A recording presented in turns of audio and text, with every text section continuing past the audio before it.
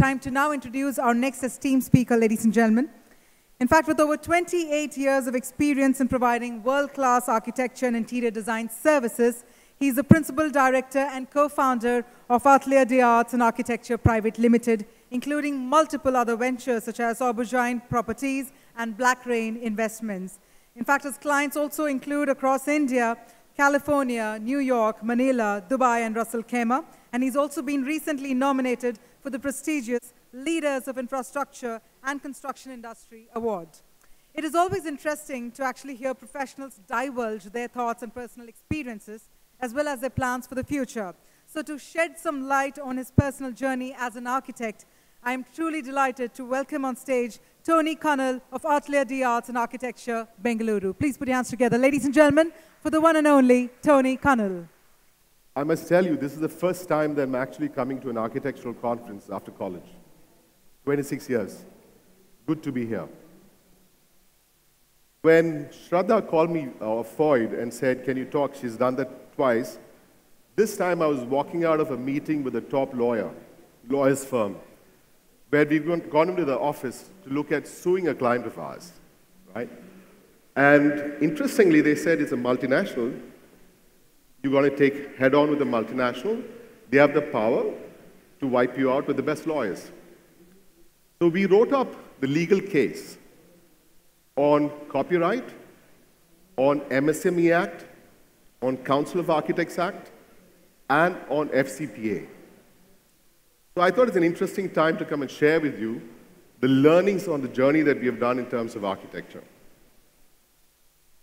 There's a lot of conversation that's going on about our profession, where are we headed, the fees that we get, the respect that we get, and where do we stand in the industry today. There is a common saying in Europe that the study of architecture is only by the very rich, because they can be patrons of it, or by the very poor, because they're passionate about it. In between, there is none. So the Harvard rocks or the very rich architects. I belong to neither. Now, I put up this as the first slide, right? So when I was asked to talk, I called a friend and I said, I've got 18 minutes to do a TED Talk.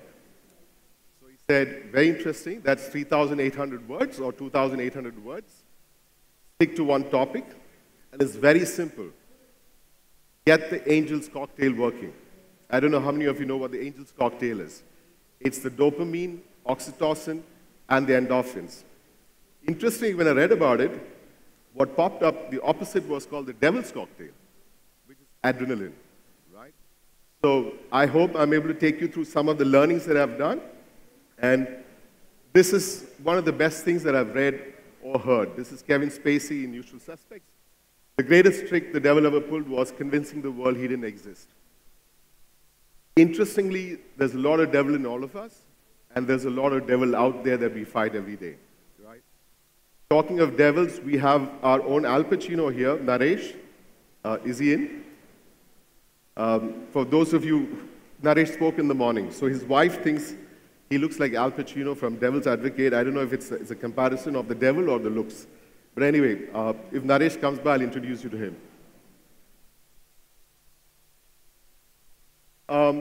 After 22, 25 years, we don't even actually have a website. Like the conversations that happened before, we don't use Instagram. We choose our clients. We normally stay out of the limelight and do what we have to do. This was the first time we were published, and it was an honor to be on the cover page of Domus. This is 2017.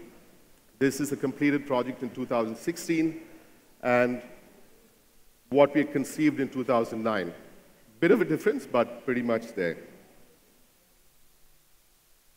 So I'll walk you through my journey in architecture. Part of it will be design, but also how we evolved as a firm, where we headed, and a lot of sharing of thoughts that some of you might be able to carry back with you. I would start with the first part as to what were the influences that happened to us when we take up architecture as a profession. Born, schooled most of my time between Kerala and Ooty. The first images of architecture has always been the tropical colonial architecture, right? That's very strong. there could be never a time that if I asked to draw a roof without a slope roof, never could draw a sketch straight. Perhaps the largest influence for me to become an architect was going to a school that was designed by Laurie Baker. A lot of philosophy, a lot of exciting spaces. So you imagined a lot more about design and play of light, play of space, truth, all of this was on. This led me to joining architecture, and I went to Manipal. And it's interesting, we have 5 speakers that I recognized who are all from Manipal. We have Tony here, Naresh spoke, I think next is Yatin, and there's Alva, which is good to go. I don't know how many of you know that we all went to school with, at the same time was where Satya Nadella and Rajiv Suri used to be. Satya Nadella now heads Microsoft, so interesting to know that the architecture department is also standing up. Now, the time that we went to school, the big thought process in philosophies that influenced us was the Corbusier way or the Frank Lloyd Wright way. You went through this, and then you had the isms, right? All of the cacophony of, do we go after revivalism, eclecticism, deconstructivism, vernacularism, all of these were the contextual conversations happening. Came out of college. Within 2 years of working, we formed this company called Atelier, a friend of mine from class and I, 2 of us. We grew up to a size of 140 architects. Now we've scaled back to 60-odd architects. When we started the firm, we had this byline which was ethics, intent, innovation. Innovation is easy to do because you control it. You've got to convince your client for sure to walk the line with you. Intent is to do with delivery, reaching functionality, pushing the limits of functionality.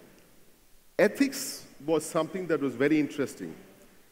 You could be ethical, but the industry need not be, your client need not be. We're still fighting that devil, right? Interesting learning that goes on.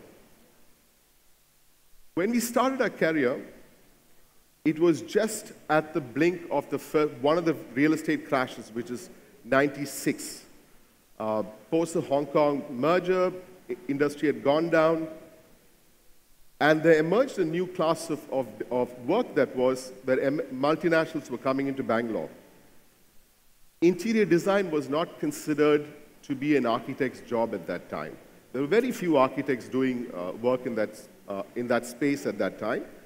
And like people said before, we were not used to designing air conditioning systems or the lighting systems, and the consultants at the time. Product and know-how was very little. We did not have Google those days, right? So access to internet, to learn, all of that was out.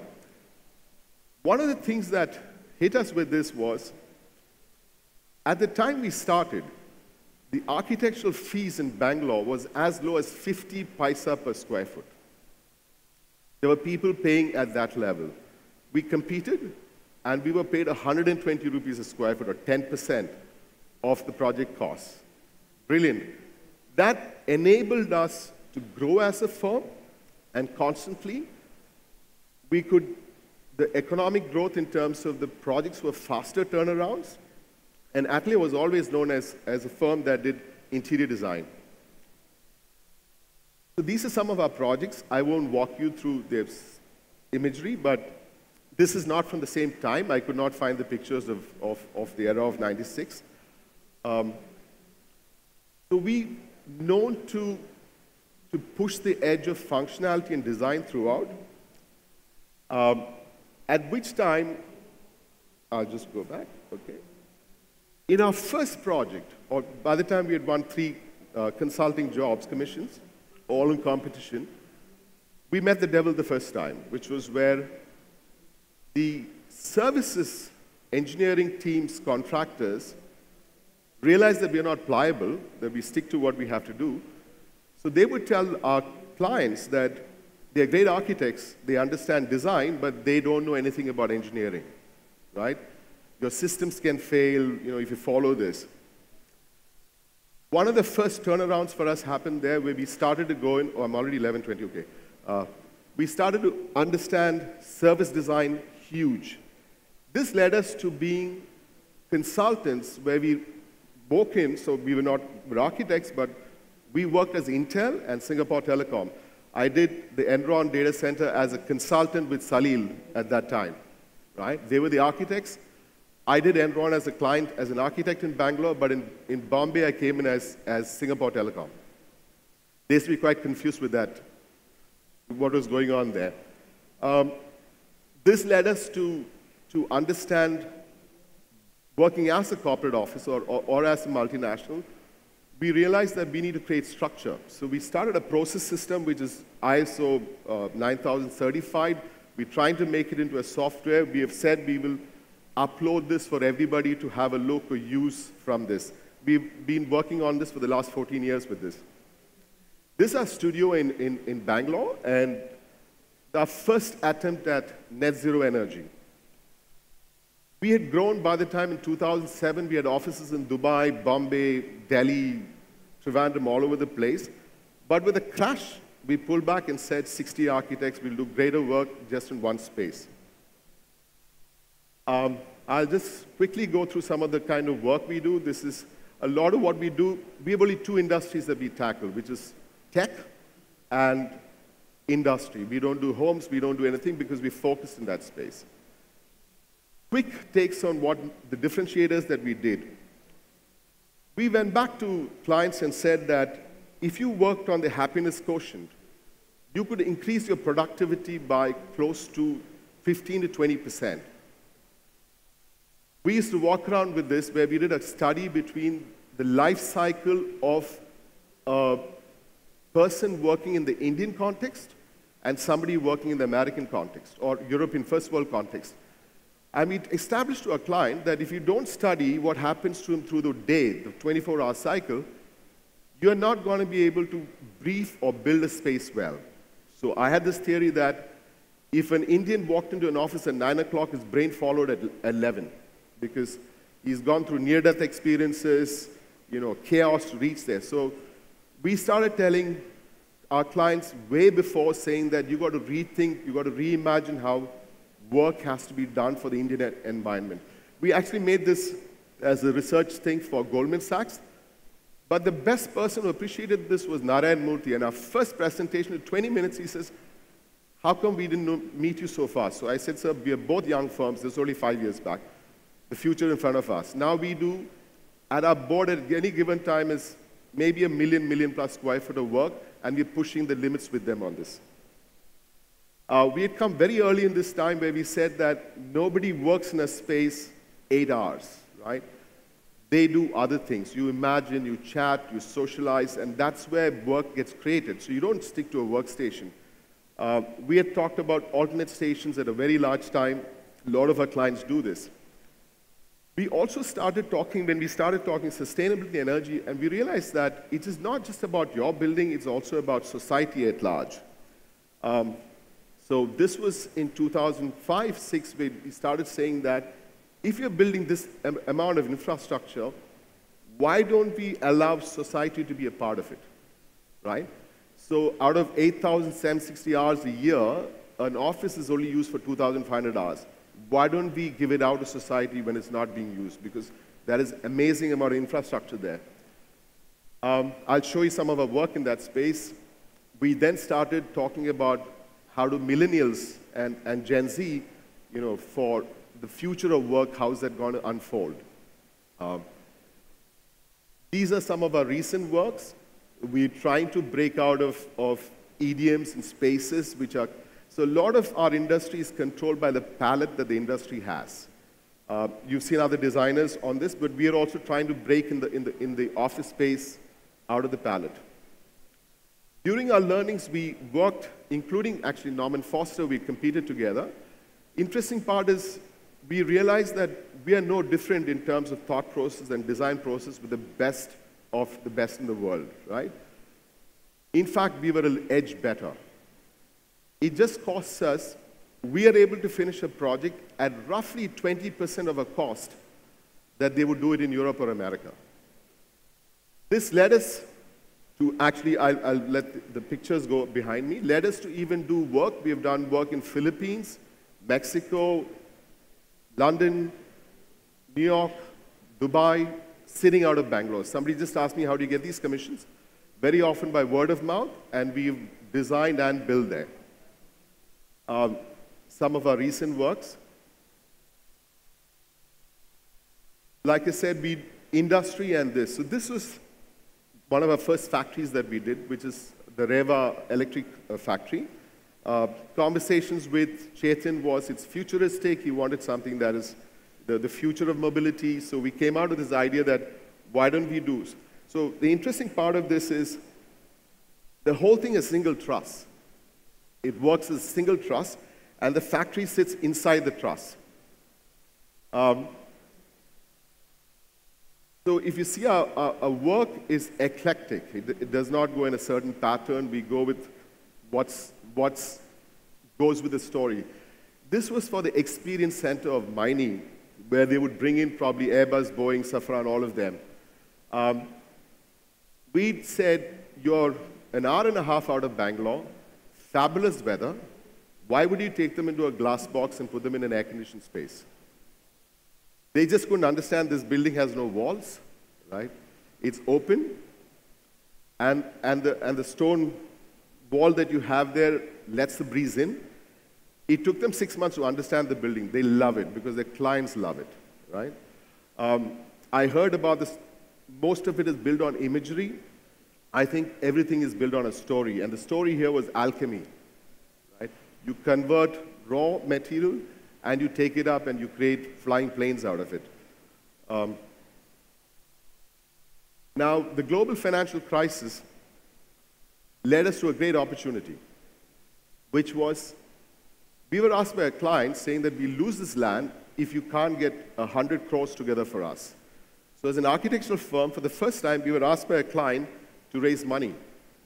And in return was that the project is yours.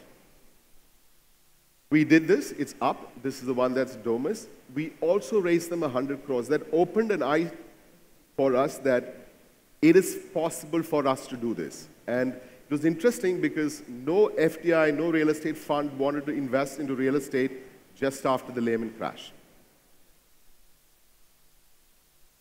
This is Leeds Platinum project. A lot of interesting design ideations here.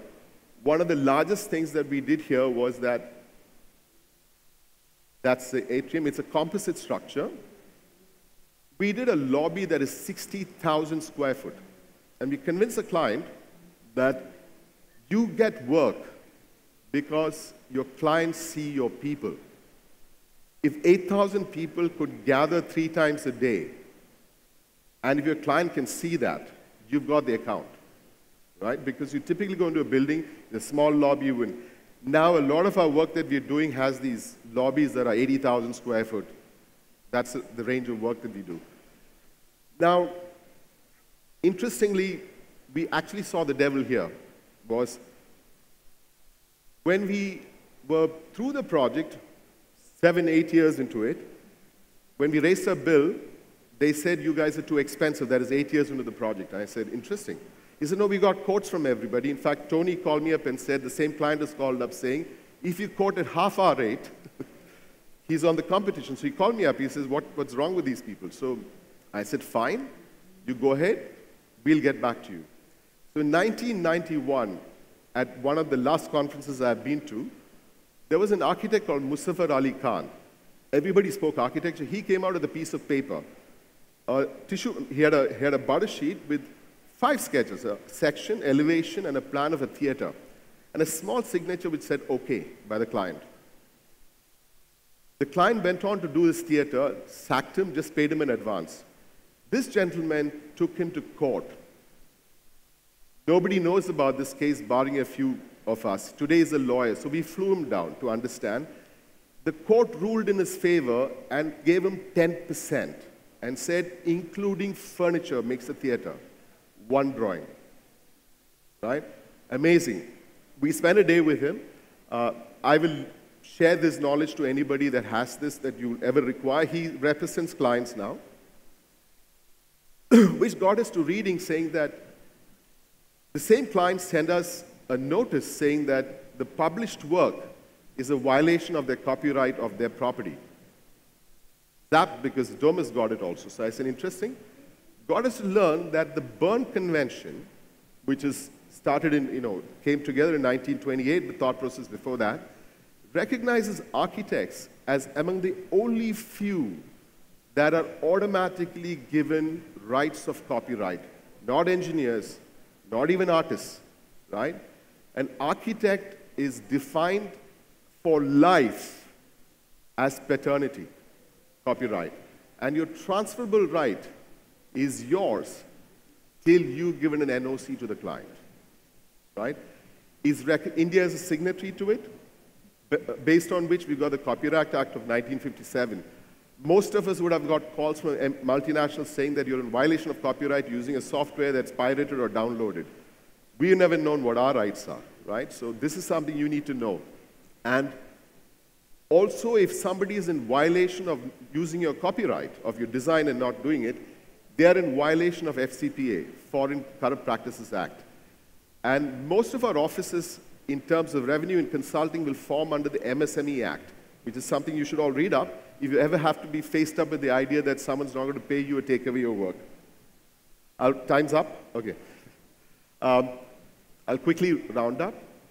I always believe that if there are these 5 more subjects added to our course in our 5 years of architecture, which we spend doing pretty much nothing, is economics, finance, legal, marketing, and brand creation, we could own this industry, right? We could own the industry of real estate, rather than we could be the developers, we could move forward.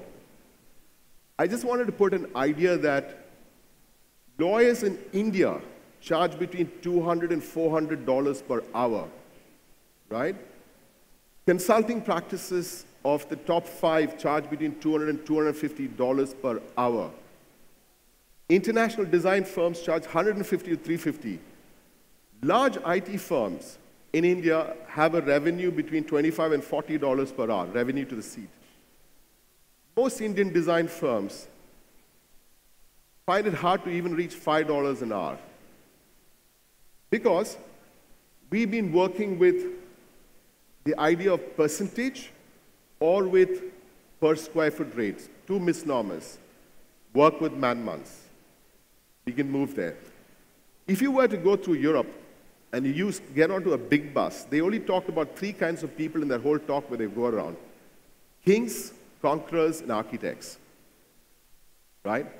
And economies drive cities up, right? So just want to show you that's Shanghai in 1990, 2010, this is Shanghai, right? Look at the amount of work that's come up. So the interesting takeaway is that if we can gather ourselves well, the GDP of India, which is that, is racing up to be the 3rd largest GDP in the world. And it's a steady growth, it's not a fall curve.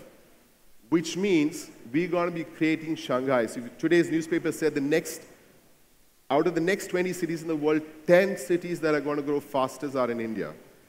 The time for us as architects is coming into a real plane, and we need to capture that back. We moved from a firm that was a banyan tree, which means we did consulting, multiple clients, and we realized it's the cacophony of that. We said we'll go down to a smaller size firm, fewer clients, larger projects. And I said, let's move up from design consulting and let's do a conifer tree where we use design thinking. As architects, we can imagine future ahead. So right now, we're creating a fund. We've got a technology piece that's on. Investment banking, we've got in our firm Goldman Sachs guys, ex-Jeffries. That's the kind of guys we're bringing on to allow us to think bigger. So this is a line that I've had a friend in school had this on his board, and this is one of the things that inspired us. We realized that we can actually break into newer forms of work. So I took a leaf out of Terence Conran and convinced investors to invest with me, and we formed one of the largest lounge bars in Bangalore, and everybody was saying, how can you go put this up? I said, why not? If they can raise money, we can raise money. It was the first experiment with that, and post that was UST. We then decided that if you want to do architecture that's amazing, why don't we build it ourselves? Why don't we develop it ourselves? Tall order. I went to PwC, I went to a few other firms. Everybody said, this is how you do it. We got in.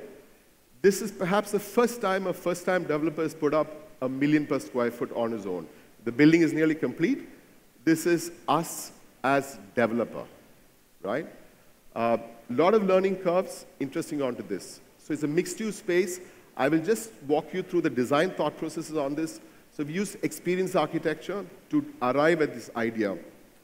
So we took multiple people that will use it, split them up into every 15 minutes and said, what's the kind of product uses that could come in? So we coined this idea called business hoteling, where business checks in, right? And that evolved to say that we could have a lot of products. We obviously want to look at sustainability. So we worked with Peter Rumsey, who is from Stanford.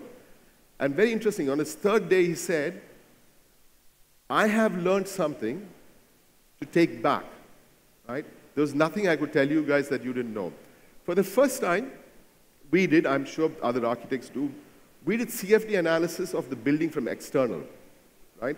So software that was used is what is used to even design trains, to see the heat pockets, based on which we came out with the systems. The biggest takeaway is that we brought down from 10 VA, USC was done at 4.5 VA, we've done a building for Infosys at 3.5 VA in terms of drop. This will run at 1.75 watts per square foot. The biggest thing that we did was we decided to move out the sensible heat and the latent loads. So we run 80% of the power is only going at 13 degrees, because that's all you need. And we run the sensible, the latent loads are around 24/7, so there's no humidity buildup. He's never come across this. We sat, and he says this will work. So this will be nearly complete. Would love for all of you to visit it when in another 6 months it's completely up there. In this, we always start all of our work, and I always say this, that every major event in history starts with a story. And you need to have a story. And you travel Europe, and they'll show you a small piece of wall and says, everyone's standing taking photographs saying, the Romans were here, and they built this, and on top of it, somebody else has built it. Now, we don't know how true that is, but we all look for it. And I see my children, when I travel, are more enthralled in the story of the past than seeing a new building by Raphael Vinoli or whatever. They just run around saying, oh, it's glass. So we came back and said, we looked at the history of Bangalore and said, what if we captured and recreated a story of the history, right? You can set the story. The Bible was not written one day. It took centuries to build. They changed chapters. So what we did, we created something called a garrison, the Whitefield Garrison, and then implanted the building on top of it. So we're recreating this, so when people would go in, they'll get fooled with the idea, perhaps, or they'll get inspired by the story of Whitefield Garrison. And we decided that on the topmost floor, which we thought we'll use it as a personal space, is going to be made into a museum of Whitefield, where we can own the story, right? Because at the end of the day, life is all about a story. I will leave you by this, saying that if we can imagine and use our design thinking, we can surpass our pure existence as only creators of buildings and spaces, right? Our future works, just some glimpses of what we're doing. We've decided that in the next 10 years, most of what we will do, we will develop ourselves. Other than what we will do in terms of infrastructure that we're doing with city level, the rest of it, we've only got now 6 clients. So either we work with them and we tell them this is what we'll do, or we'll develop our own, right? And it's possible for all of you to do that, right? Because builders, there is no course that they do that becomes a developer. We know more of this than that they do. The only thing we need to know is how to raise funds and dream. Thank you.